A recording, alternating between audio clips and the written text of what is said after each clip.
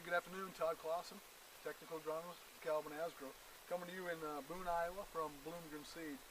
And we've already cut out the Monday morning alert for this week. And yeah, we did it on Tuesday, but that's just the way we roll. But I do want to talk about one thing and something to be aware of. We have corn rootworm and larvae hatched and larvae feeding, and actually larvae getting close to pupation. Today is June 12th, and we are way ahead of schedule. Generally, at this point in time, we usually see our mid-hatch about the 7th or 8th of June. Today's June 12th, and we've had mid-hatch for 3 weeks. I've been able to find corn rootworm larvae for at least 3 weeks, and I'll give you an idea of what the damage looks like. So as I see, the tips of this root are showing damage, they're showing feeding.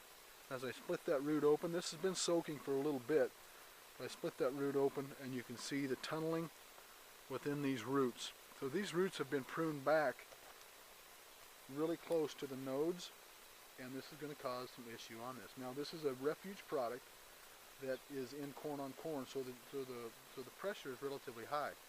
But you can see the scarring on this root as I opened it up. You can see the browning on these tips, and this is not much of a root system, is it?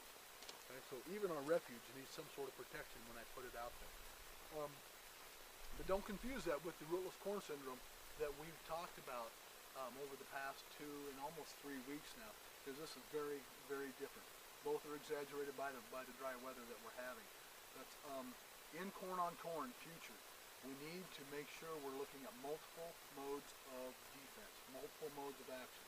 So if we put out a plant with a gene that produces a toxic protein like a BT, like our rootworm corn, that's one mode of action. But in corn on corn, when we're experiencing high pressures, we're going to need a second mode of action, whether that be a high rate of poncho or cruiser, whatever the products you're using, or an in-soil insecticide, because our pressures are just getting extremely high. So something that you want to be looking for, you want to be looking for scarring on the roots this week and over the next couple of weeks, because we are going to have corn rootworm beetle emerging from the soil without doubt before July 1st, and that's as early as I've ever seen it in 24 years. So it's a different season. 2012 has been pretty tumultuous to point, and if you ever need anything, you can always call us at Calvin Asgrow, and certainly you can always call Bloomgren Seed. I'm Todd Clausen, technical agronomist at Calvin Asgrow. Thank you.